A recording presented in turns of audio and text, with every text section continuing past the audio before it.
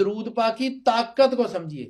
آپ نے کیا اللہم صلی اللہ محمد و آل محمد یا اپنے رسالت مآب سرور انبیاء صلی اللہ علیہ وسلم کی بارگاہ میں سلام پیش کیا. آپ نے تو اپنی اوقات حیثیت نور کے ساتھ سلام پیش کیا ہے نا. ادھر سے جواب آ گیا تو سرور انبیاء صلی اللہ علیہ وآلہ وسلم کے بادشاہ کونین کے نور کی تاثیر یہ ہے کہ آپ نے ایک بار الصلاۃ والسلام علیکہ یا رسول اللہ پڑھا ہے اور وہاں سے جواب آ گیا وعلیکم السلام یا امتی. آپ کی تو نسلیں تر گئیں, آپ کی تو 10 نسلوں کا بھلا ہو گیا. آپ کی تو نسلوں میں وہ نور اتنا آ جائے گا کہ آپ کی نسلوں میں کوئی کافر نہیں رہے گا. کوئی شک نہیں. اس نور کی, اس لا آف اٹریکشن کی تاثیر کو سمجھیے.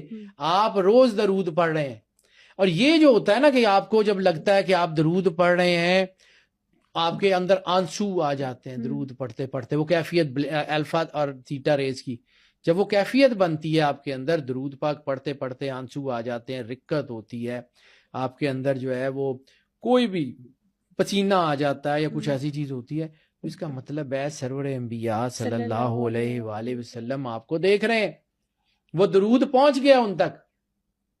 یہ 2 وے ٹریفک ہے, یہ اس کا امپیکٹ ہے جو آپ کے اوپر آتا ہے, آپ کی باڈی پہ اس کے اثرات آتے ہیں. یہ درود شریف کی قبولیت کی بھی کوئی نشانیاں ہوتی ہیں؟ رکت, آنسو, میں نے آپ کو کہا تھا استغفار کی تسبیح آنسوؤں پہ پڑھی جاتی ہے, منکوں پہ نہیں پڑھی جاتی. درود پاک کی تسبیح اگلی پوڈ کاسٹ میں آپ کو یہ بتاؤں گا کہ درود پاک پریکٹیکلی ہوتا کیسے ہے. ابھی میں صرف سائنٹیفک بات کر رہا ہوں, اگلی پوڈ کاسٹ میں آپ کو یہ بتاؤں گا کہ درود کرتے کیسے ہیں اور پڑھتے کیسے ہیں.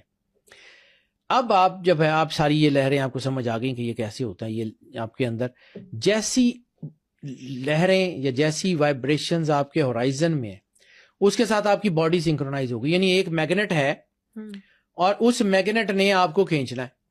آپ کا رسٹ دور ہو گیا تو میگنیٹ کھینچ لے گا.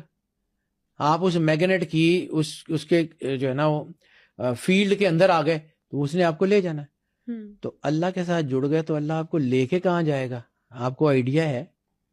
اگر آپ سرور انبیاء صلی اللہ علیہ وآلہ وسلم کی ذات سے جڑ گئے, جیسے علامہ صاحب نے کہا تھا بے مصطفیٰ بے رسان خیشرا کہ دین ہماؤست, اگر بے او نہ رسیدی تمام بولا حبیث, کہ اگر کر سکتے ہو تو اپنے آپ کو سرور انبیاء صلی اللہ علیہ وآلہ وسلم کی بارگاہ تک پہنچا دو. دین صرف اور صرف سرور انبیاء صلی اللہ علیہ وآلہ وسلم کی ذات ہے. اگر وہاں تک نہیں پہنچے نا تو جو کچھ بھی کرتے ہو سب ابو لہبی ہے. رسالت مآب کے بغیر عبادت کا کانسیپٹ ہی نہیں ہے. رحمت کا مقناطیس آپ کو اس وقت کھینچے گا جب آپ کے اندر نور ہوگا.